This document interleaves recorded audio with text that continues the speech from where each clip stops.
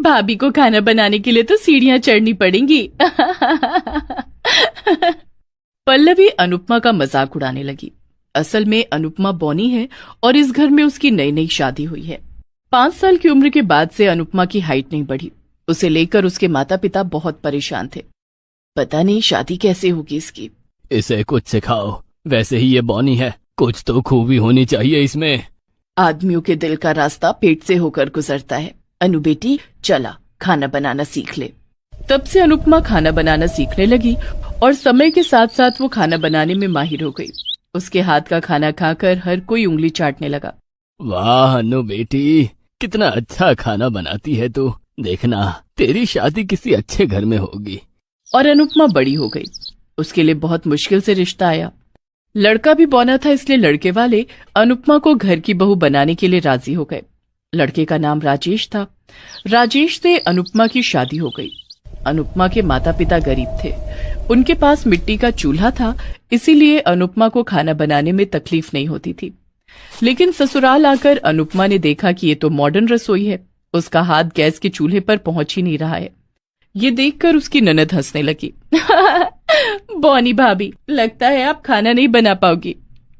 तभी उसकी सास जानकी आई और बोली, खाना नहीं बना पाएगी मतलब? खाना बनाने के लिए ही तो इसे लाई हूं मैं। माँ जी मैं खाना बना लूंगी, लेकिन मेरे हाथ ऊपर तक नहीं पहुंच रहे हैं। ठीक है, मैं तुझे एक कुर्सी लाकर देती हूँ, उसके ऊपर उठकर खाना बना। जानकी ने एक कुर्सी लाकर दी। अनुपमा उस पर चढ़कर खाना बनाने लगी। पल्लवी ने हंसते हुए कहा, भाभी आपका नाम आपसे बड़ा है, अनुपमा। अनुपमा को यह सब सुनने की आदत है। उसने कुछ नहीं कहा। रात को वो अपने कमरे में गई। उसका बौन्या पति राजेश बिस्तर पर था। राजेश ने कहा, सुनो अनुपमा, मुझे पता है कि लोग तुम्हें लेकर मजाक उड़ाते हैं। मुझे लेकर भी ये लोग हमेशा से मजाक उड़ाते आए हैं। मुझे पता है जी, हम जैसे लोगों के साथ तो ऐसा ही होता है। राजेश ने अनुपमा को गले लगा लिया। इतने दिनों में एक दूसरे को प्यार करने वाला मिला। अगले दिन अनुपमा ने नाश्ते में डोसा बनाया।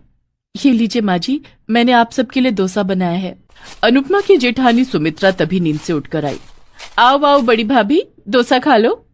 डोसा? मैं ये सब नहीं खाती, मेरे लिए फ्रेंच टोस्ट बना कर ला।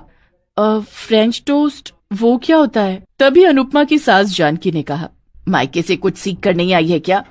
अब माँ जी मैं सीख लूंगी। फ्रेंच टोस्ट नहीं बनेगा तो मैं आज ब्रेकफास्ट नहीं करूंगी। हाँ। अनुपमा ब्रेड लेकर रसोई में चली गई। सुमित्रा अमीर घर की लड़की है और दिखने में भी बहुत सुंदर है, इसीलिए जानकी उसे बहुत पसंद करती है। उसका बड़ा